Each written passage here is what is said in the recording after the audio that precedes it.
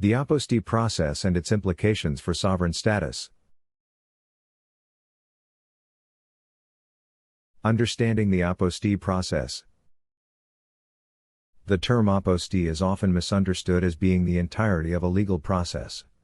In reality, it is only the final step in a more complex legal procedure.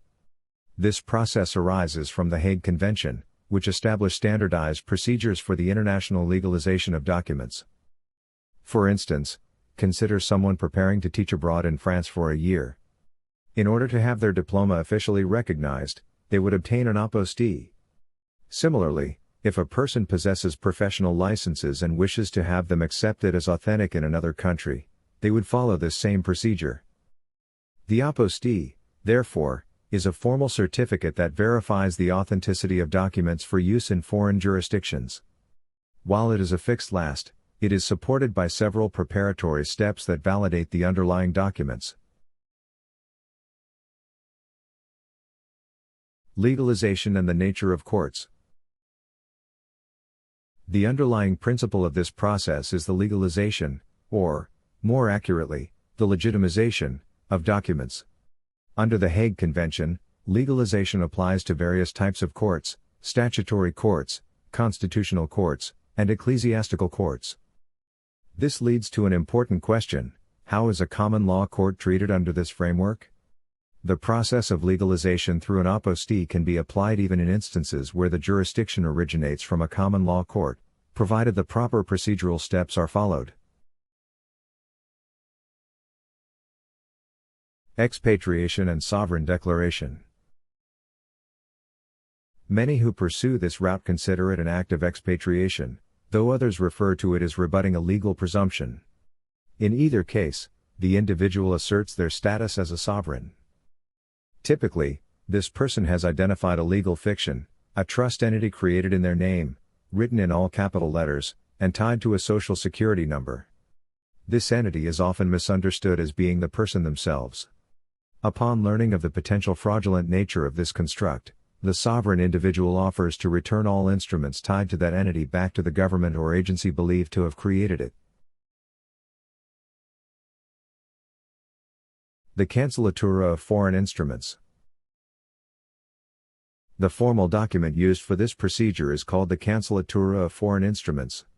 It is structured as a commercial affidavit and mailed to the State Secretary of State, as well as the U.S. Secretaries of State and Treasury in Washington, D.C. These officials are given a specified window of time to respond, during which they may send an agent to collect all the surrendered instruments. These may include the individual's Social Security card, driver's license, credit cards, professional licenses, union cards, and any other state-issued permits.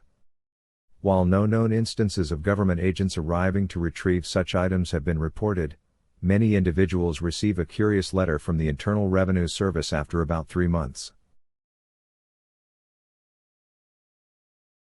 Response and default.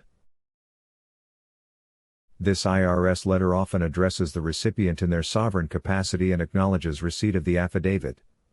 The letter typically includes language such as, "We don't think it is in our best interest to argue this." Such a letter, by failing to dispute the claims made in the affidavit, constitutes a record of default. The 10-day response period having expired, the individual proceeds with reaffirming their status. Securing common law court recognition.